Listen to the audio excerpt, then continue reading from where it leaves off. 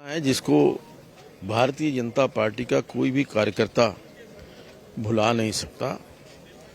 ये जब हम सोचते हैं कि आज कटारिया जी हमारे बीच में नहीं है तो हमें थोड़ा सा अचंभा सा महसूस होता है। एक व्यक्ति, वो व्यक्ति नहीं, एक संस्था थी जिस गरीबी से उठ करके, छोटे से गांव से उठ करके केंद्रीय मंत्री बनना, पार्टी के विभिन्न पदों के ऊपर, चाहे वो भारतीय जनता पार्टी के प्रदेश के मंत्री हों, चाहे वो प्रदेश के अध्यक्ष हों, चाहे वो राष्ट्रीय मंत्री रहे हों और विधानसभा के अंदर विधायक रहे हों, मंत्री रहे हों विधानसभा में, या 3 बार लोकसभा के अंदर चुन करके आना, ये इस बात का प्रमाण है कि वो एक लक्ष्य की पूर्ति के लिए, लक्ष्य को जो उन्होंने सामने रखा, उन्होंने संघर्ष भी किया और दृढ़ता के साथ उस संकल्प को पूरा करने के लिए काम किया। और आखिरी वक्त तक उनके मन के अंदर, उनके दिल के अंदर देशभक्ति का भाव, राष्ट्रभक्ति का भाव मैं समझता हूं कि उनके कण कण के अंदर था। जिस प्रकार से आज वो हमारे बीच में से गए हैं, मेरा तो व्यक्तिगत बहुत बड़ा नुकसान जो है वो आज हुआ है। परिवार के ऊपर एक बहुत बड़ा आघात, क्योंकि परिवार के अंदर जो बच्चे हैं उनको एक बहुत बड़ा सदमा लगा है। मैं तो भगवान से प्रार्थना करूंगा कि उनको ये जो आघात है, उस आघात को सहन करने की शक्ति दे।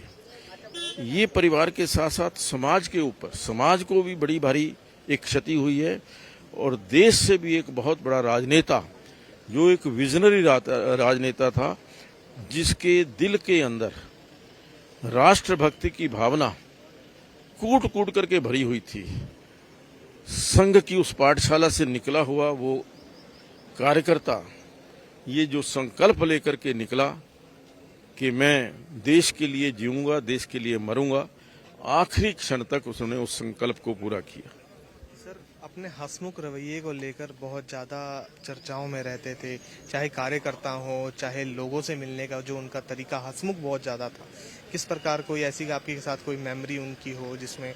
नहीं, देखिए, वो बताया करते थे कि 14 साल की आयु में पंडित जवाहरलाल नेहरू जी की जो स्टेज के ऊपर उनको गीत गाने के लिए यहाँ से चुना गया, 14 साल की आयु के अंदर उन्होंने दिल्ली में जो राष्ट्रीय एक कार्यक्रम था उसमें अपना गीत, देशभक्ति का गीत उन्होंने गाया। और ये उनकी हॉबी थी।